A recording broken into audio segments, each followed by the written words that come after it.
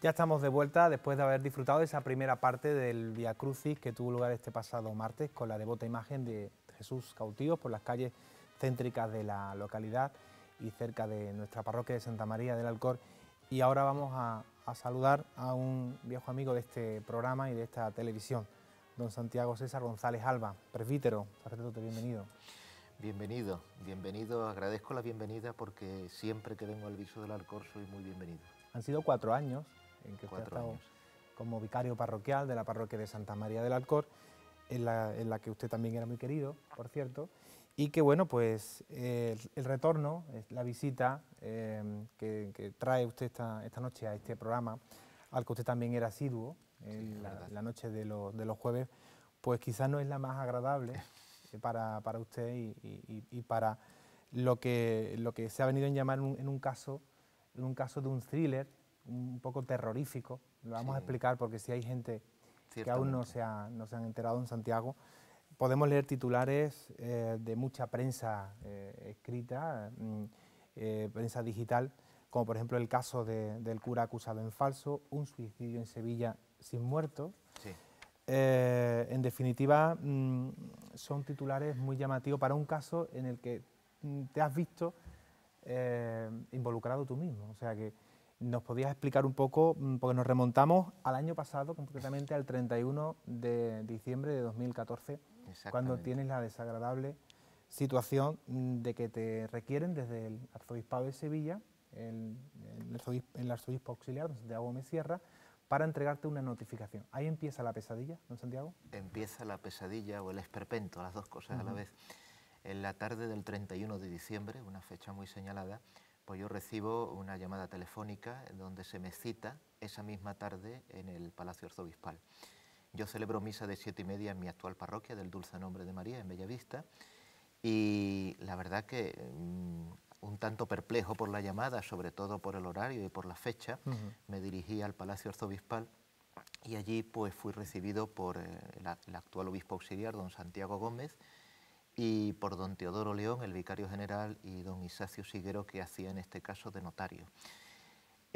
Yo, evidentemente, como no sabía absolutamente, no tenía ni la más mínima sospecha de por qué esa llamada a esa hora y ese día, pues más sorprendido me quedé cuando me preguntaron si conocía a una persona, nombre y apellido, que no lo Vamos a voy a... omitirlo. Lo omito, sí, porque además es una persona que ni siquiera sabe todavía nada de la historia. Me preguntan si conozco a un señor, a un hombre, y yo, como no lo conozco, digo naturalmente que no. Y me siguen insistiendo, muy extrañado de que yo no lo conociera. Yo insisto en que si no conozco a alguien, incluso me pongo a pensar si a lo mejor en internet o en el teléfono móvil o algo, pero ese nombre y ese apellido para nada. Y acto seguido se me comunica que ese hombre se ha suicidado ese mismo día, el día 31, lo cual aumenta todavía más mi congoja porque no entiendo muy bien qué tiene que ver eso conmigo. Y al parecer, pues se me comunican que hay unas pruebas basadas en correos electrónicos que vinculan a esa persona conmigo en la dirección espiritual y en la confesión durante 10 meses. Entonces yo, conforme van pasando los minutos, más asombrado me voy quedando porque yo me acuerdo perfectamente de las personas que están en mi dirección espiritual y en la confesión regular. No a lo mejor el que se confiesa alguna vez, pero sí de una manera con tantos meses. Y entonces se me insiste en que hay unas pruebas que son correos electrónicos donde aparece esa relación de dirección espiritual con esta persona que se ha suicidado como consecuencia de la presión a la que estaba siendo objeto por culpa de la dirección espiritual. Entonces, bueno, pues eso es algo que ya me deja completamente a cuadros. Entonces, Hay un cruce de correo entre dos es que personajes. no se me enseña todavía, las pruebas todavía no se me enseñan porque lo que me comunican es que hay un decreto de suspensión cautelar del Ministerio y Oficio ante unas pruebas que son verosímiles de una conducta constitutiva de delito, según el derecho canónico, que es cuando el sacerdote utiliza mal en la confesión, la dirección espiritual, porque además con un añadido que eso ya me deja absolutamente no ya sorprendido, sino aterrorizado, porque dentro de esas pruebas aparece de que ha habido un requerimiento de carácter sexual por parte mía de esta persona. Y claro, eso está penado en el Código de Derecho Canónico pues con la suspensión como mínimo, porque es un delito muy grave. Pero claro, como yo soy consciente de mi absoluta inocencia, porque además no conozco para nada a esta persona, pues me quedo, ahí empieza realmente mi pesadilla, porque se me entrega un decreto en que sí se me advierte que no es una suspensión definitiva, sino cautelar. Cautelar es mientras la investigación llegue a una conclusión, con lo cual se me citaría para un interrogatorio y a los testigos de, bueno, de este suicidio. Yo me voy a mi casa, pues imagínense, ¿no? Pues a celebrar la cena de Nochevieja con mi familia, sí, pues absolutamente hundido, y además sabiendo que era la última Nochevieja de toda la familia unida, porque mi padre, como todos saben, ha fallecido hace unos días, y bueno, pues en ese estado de que solo de recordarlo, pues me produce ya un sentimiento muy, muy duro de recordar aquella Nochevieja, pero sobre todo es la sensación de impotencia, es decir, bueno, yo sabiéndome inocente, ¿cómo es posible que esto me esté sucediendo? Entonces hay un decreto de suspensión en base a unas pruebas que se dicen que son verosímiles, que yo todavía no he podido ver. Ahí empieza la historia. Bueno, lo más importante, sin duda, aquí, don Santiago, es que esa denuncia es falsa. Todo es falso. Y detrás de todo esto hay un señor al que, según estas declaraciones, dice que usted provocó abusos sexuales, nada más Bueno, no, lejos que de le la hice, realidad. provoqué, es decir, que lo puse, digamos, hice propuestas, Ujú. pero dentro de un clima de dirección espiritual con unas penitencias durísimas y con una presión psicológica de una persona que además se me dijo que estaba en discernimiento vocacional para ser sacerdote, o sea, es que no podía ser, no O sea, podía el ser correo todavía. dice más, además especifica un poco en esa dirección espiritual supuesta Sí. cuáles serían esas Sí, penitencias, penitencias, días de ayuno, flagelación, ayuno, flagelaciones, ayuno, es decir, algo verdaderamente bárbaro todo, ¿no? Y que surrealista. surrealista, desde luego, en mi caso surrealista, y bueno, en el caso de cualquier sacerdote normal. Entonces, bueno, ahí es donde empieza la pesadilla. Yo me vuelvo totalmente hundido a mi casa, me encomiendo al Señor, como hago todos los días, a la Divina Providencia, me pongo bajo el amparo de la Santísima Virgen María, pero mi naturaleza humana, la verdad que se resiente, porque es, yo creo que la peor situación que yo he vivido en mi vida. No he tenido una situación peor en toda mi vida. Bueno, son todos los ingredientes, están Sí, ustedes escuchando, siendo testigos de estas impactantes declaraciones de don Santiago, de una trama policíaca sí. en todo su contexto. Y luego lo más importante, don Santiago, es que en ese intentar asumir lo que le acaban de decir, caen en pensar más tarde que tiene que investigar, que su honor tiene Claro. que quedar limpio, ¿no? Y contrata un detective por Exactamente, su cuenta. yo ahí me hago un acopio de sangre fría importante, no me hundo, no me hundo humanamente, y contrato a un investigador privado. Porque yo me doy cuenta de algo que es lo que más me duele, que me doy cuenta que soy como tratado como presunto culpable, no presunto inocente. Entonces me veo muy solo dentro de lo que es la diócesis a la que yo pertenezco. Por lo menos así es como yo me siento, aunque luego ellos digan que no, pero así es como yo me siento.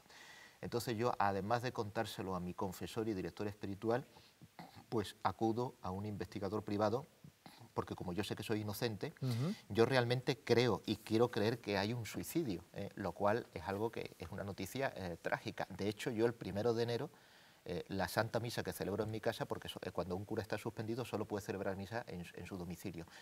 La Santa Misa que celebro en mi casa es por el eterno descanso de esta persona, porque lo primero que yo pienso cuando alguien se suicida es que hay que ofrecerle una misa.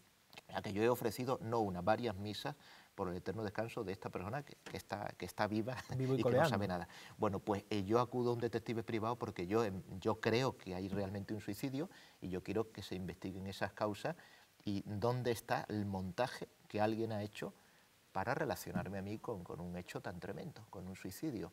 Entonces, sin salir yo de mi propia admiración y desde el estado mental que tengo, pues sí, contrato un detective privado y empiezo una investigación. Yo también espero que la diócesis me llame al interrogatorio oficial, donde ahí, al cabo de una semana, a mí se me muestran esas pruebas, porque yo quiero decir, bueno, ¿quién me ha denunciado?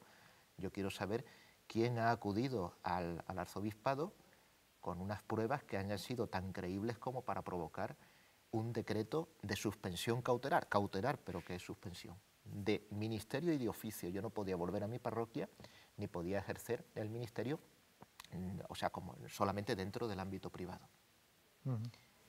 Acudo al interrogatorio y cuando yo veo las pruebas las pruebas verosímiles, lo que me encuentro son correos electrónicos impresos.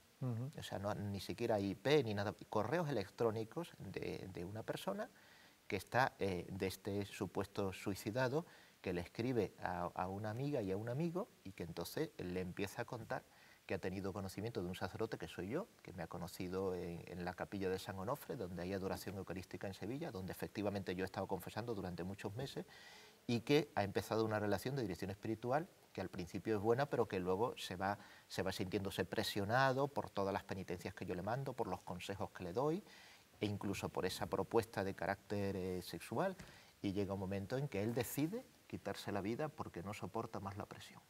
Pero yo cuando veo las pruebas, yo digo, bueno, ¿y dónde está la familia en todo esto? Empiezo a hacerme interrogantes. ¿Desde qué ordenadores se han escrito esos correos?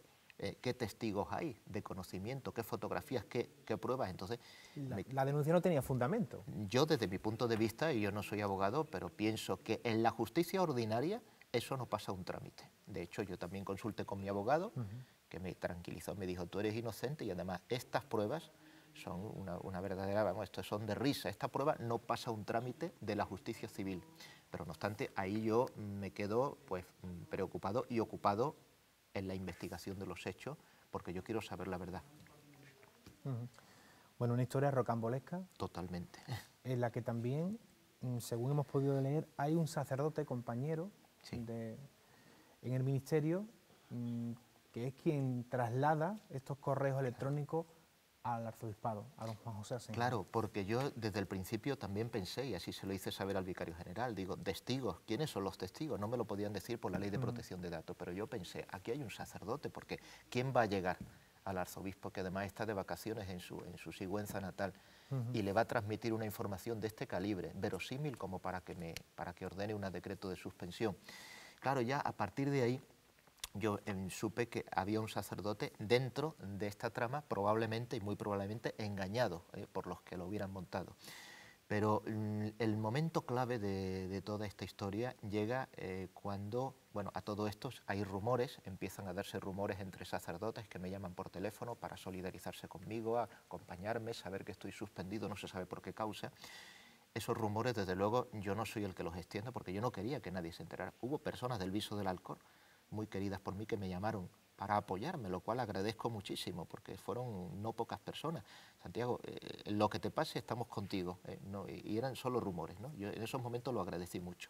Pero el momento clave de toda esta historia es el 28 de enero, o sea, después de pasar 4 largas semanas en esta situación, de sin poder ir a mi parroquia, de suspendido, cuando, como fruto de esa investigación, estando yo reunido con mi abogado, me llaman por teléfono y me dicen, ¿sabe, Santiago, con quién acabamos de hablar? ¿Con quién? Pues con el muerto. Resulta que el muerto estaba vivo.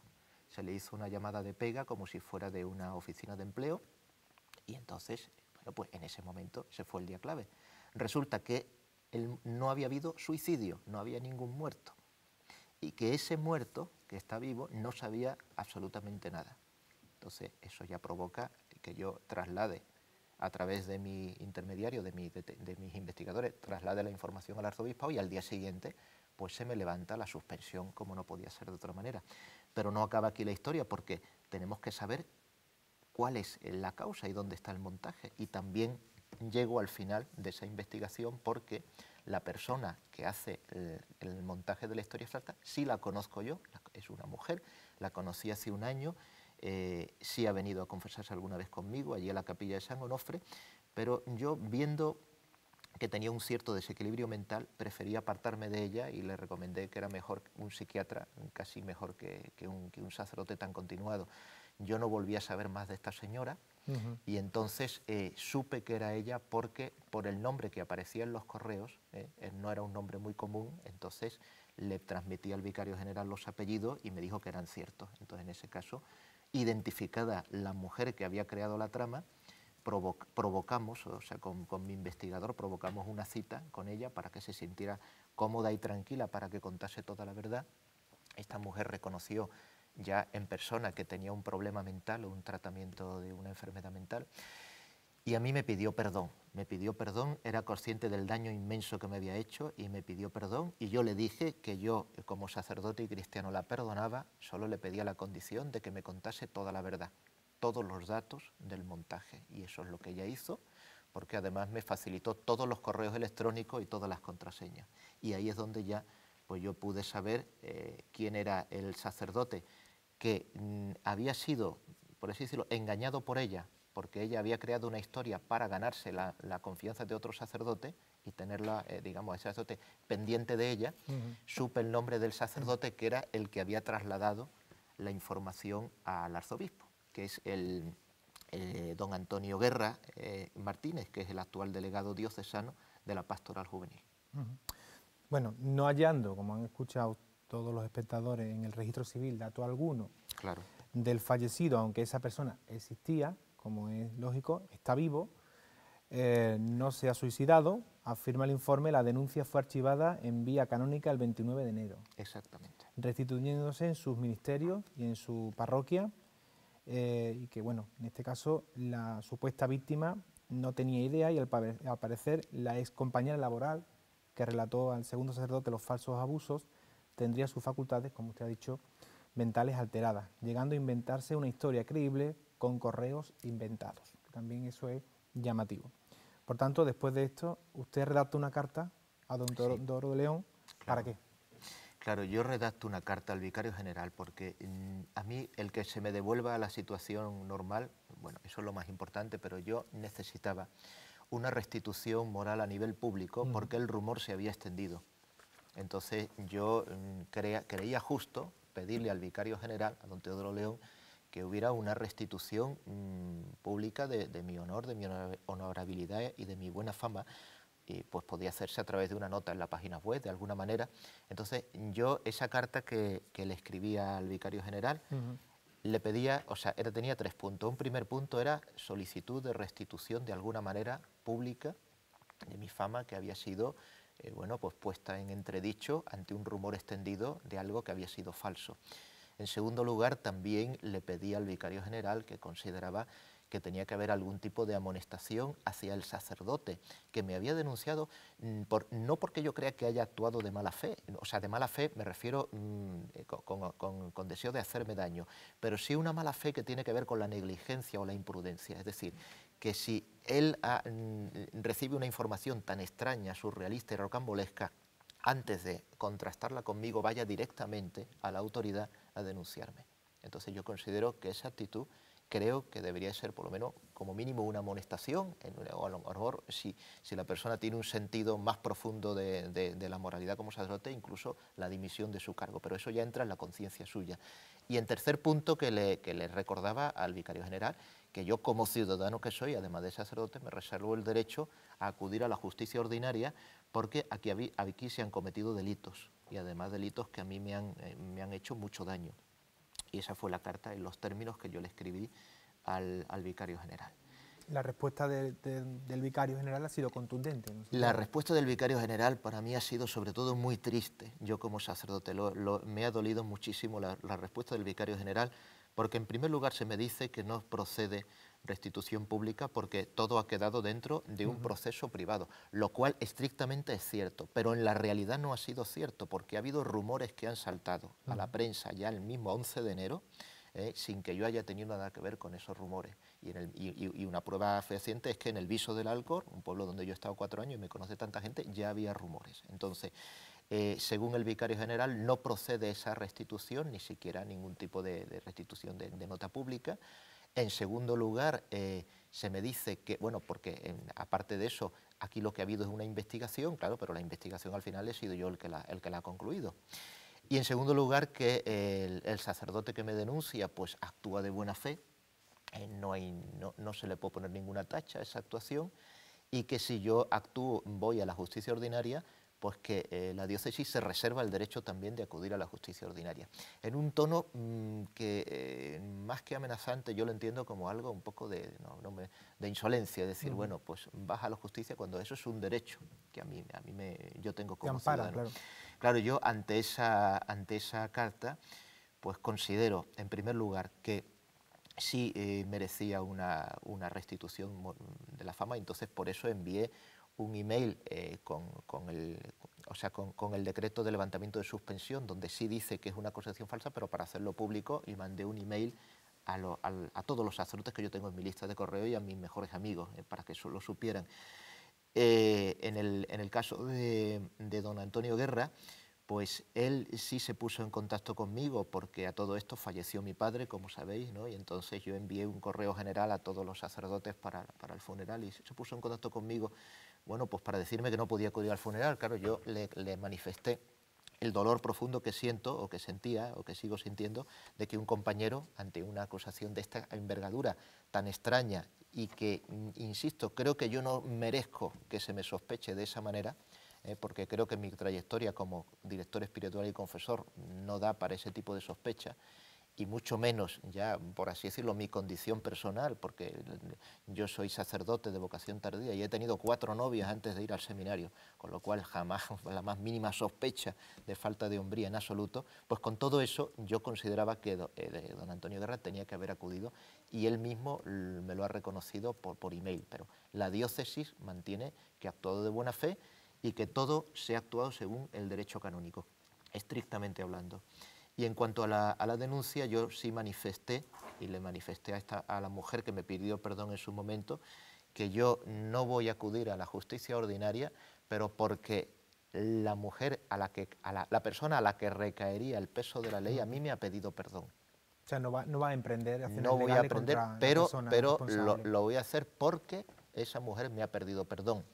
No porque me asuste ninguna amenaza de ninguna jerarquía, eso lo he dejado yo bien claro. Los cristianos tenemos que actuar con caridad y con perdón, pero nunca por miedo, y menos por miedo de aquellos que pretenden que actuemos siguiendo el miedo. Eso no tiene nada que ver con mi obediencia a la jerarquía, mi sentido, mi respeto por el sacramento del orden, pero no me gusta de ninguna manera que nadie me meta miedo, porque no le tengo miedo absolutamente a nadie. Ahora, si una persona me pide perdón, como me ha pedido, no sé si sincera o insinceramente, pero a mí me ha pedido perdón esta mujer y yo la he perdonado. Entonces eso es lo que yo le he manifestado. No voy a la justicia ordinaria, no voy a ir a la justicia ordinaria porque esta persona me ha pedido perdón. Así que ahí quedó, ahí es donde ya se cierra la comunicación. Santiago, ha sido un placer tenerte con nosotros esta noche. Haberte podido explicar a tu pueblo también, porque el bicho después de 4 años sí, te sigue aceptando, te sigue queriendo y te sigue acogiendo. yo, si me permite, Miguel, quería terminar Sí. pues con un pedido. No va a ser largo, un par de minutos. El tiempo que necesites. Yo aprovechar. Yo creo que todas las cosas suceden y hay que aprovecharlas. Y yo ya puedo hablar con más tranquilidad porque ya ha pasado la pesadilla. Estoy en mi parroquia, he regresado, es decir, cuento con el cariño de mis feligreses, de mi familia. Entonces, yo pediría a todos aquellos que me escuchen, ¿no? Todos los cristianos de buena voluntad, que tengan en cuenta que cuando escuchen algo sobre un sacerdote, que nos otorguen a cualquier sacerdote la presunción de inocencia, la que merece cualquier ciudadano. O sea, esto deja a la vista de que estamos muy desprotegidos. Y eso es muy importante, y es injusto que sea así. Entonces yo pediría a cualquiera, porque yo es que no quiero que lo que me ha pasado a mí le pase a otro compañero, ni que me vuelva a pasar a mí, no lo creo, pero me gustaría otro compañero que no pase por esta pesadilla, porque puede hundir la vocación de cualquiera. Entonces, cuando se escuche algo de un sacerdote, por favor, que hasta que la justicia ordinaria civil no haya actuado, no se haya demostrado la culpabilidad, que se mantenga siempre la presunción de inocencia. Y el segundo pedido es, si me escucharan algún compañero, sacerdotes, ¿no? Y esto a lo mejor puede parecer un poco duro, a los sacerdotes no nos defiende nadie. Entonces, por favor, que nosotros nos defendamos. Al menos los sacerdotes deberíamos de defendernos nosotros.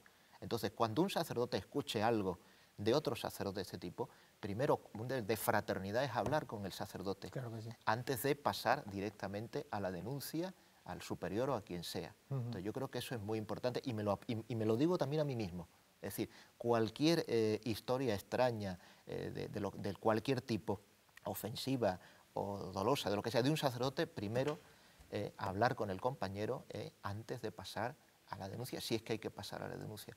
Esta es una situación que vivimos y yo creo que si esto puede servir, esta pesadilla que yo he pasado, este Vía Crucis puede servir para que no se repita con ningún otro compañero, pues yo os digo que bendita sea la historia, que ya ha terminado y que, bueno, pues que gracias al Señor y a la Virgen María, pues aquí estoy y contento, con paz interior, con la conciencia tranquila y saludando y agradeciendo a todos los amigos y amigas del Viso del Alcor que habéis rezado por mí, me habéis llamado, habéis solidarizado conmigo en los momentos tan duros que he vivido, pues se agradece muchísimo. Muchísimas gracias. Y a vosotros por invitarme a este programa. Gracias a usted por haber concedido también esa entrevista, que sé que muchos medios lo han pretendido. Sí, no, yo no le he dado a ninguno, nada más que aquí a Canal 12. Pues muchas gracias, Santiago. Vamos ahora a seguir disfrutando del Vía Crucis de nuestro Padre Jesús cautivo en esa segunda parte después de la publicidad. Ahora, por supuesto.